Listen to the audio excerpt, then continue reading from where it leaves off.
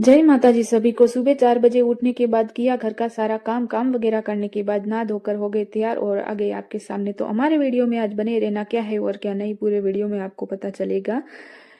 तो आज है सोनल बीज और मेरे को है व्रत, तो मैं पूजन करूंगी सूरज का। सबसे पहले कांसे की थाली ली, उसमें चावल लिया। अब लेते हैं फूल, जो कि पूजा के लिए बहुत ही जरूरी है। सोनल बीज की आप सभी को शुभकामनाएं, नए वर्ष की हार्दिक शुभकामनाएं देते हुए थाली को कर दी तैयार। अब 2 कलश लेते हैं, जो कि एक है सूरज को रख देंगे, दूसरा पूजा में रखने के लिए है।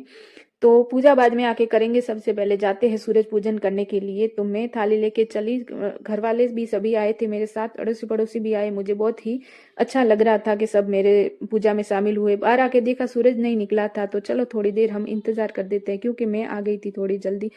मुझे क्या है, वो इंतजार नहीं होता। तो फिर सूरज निकल गया था, उसकी चावल से मैंने बलैया ली, उनकी पूजा की। जिस दिन माँ सोनबाई मडड़ा में जन्मे थे, उस दिन कहते हैं कि सुनहरा सूरज उगा था, तो मेरे लिए आज का सूरज ही सुनहरा था। तो मैंने पूजा, मैं हर साल इसी तरीके से पूजा करती हूँ। माँ धरती को प्रणाम करने के बाद मेरी जन्म देने वाली जनेता को प्रणाम करती हूँ। और अब जाते हैं पूजा करने के लिए। पूजा का सामान दिखाते हैं। फूल है, फ्रूट है, चावल है, कुमकुम है, मिठाई है, माला है और लाल कलर का कपड़ा है, जो कि पूजा में रखेंगे। तो चलो अब पूजा करते हैं। एक टेबल पर हमने बिछाया है कपड़ा लाल कलर का, और उस पर माता जी को करते हैं विराजमान। माता जी को विराजमान करने के बाद अब बनाते हैं स्वास्तिक, जो कि हमारे सनातन धर्म में जरूरी है। पर मैं चारण धर्म को मानती हूँ, इसीलिए फिर भी मुझे पूजा तो करनी है माता जी की। तो फिर माता जी को अब तिलक लगाया परी ने, और अब परी को बोलती हूँ कि वो पहना देती है माला माता जी को। माला अर्पण करने के बाद अब जो कि फूल से माता जी के जो पाठ की सजावट है वो करते हैं।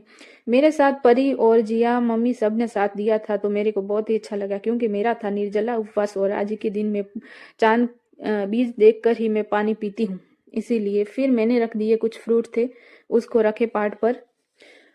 फ्रूट रखने के बाद उस पर अब कलश को भी विराजमान करना है। कलश को विराजमान करने के बाद उस पर चावल से भरी हुई टोकरी रख देते हैं। हमारा फाइनल डेकोरेशन तैयार था।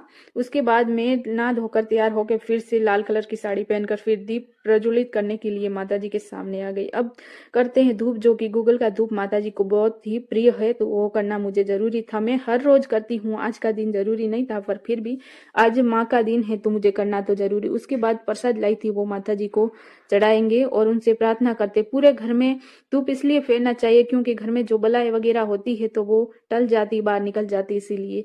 चलो अब बीज तो निकल गई है, निकलने वाली है, शाम का वक्त होने वाला था, फिर बीज निकल गई थी और मम्मी ने आवाज दी कि बीज निकल गई। तो मैं चली गई पूजा करने के लिए पीछे, क्योंकि आगे से दिख नहीं रहा था सही से। तो पूजा करके मैंने माता जी की बलैया वगैरह ली, चल चढ़ाया।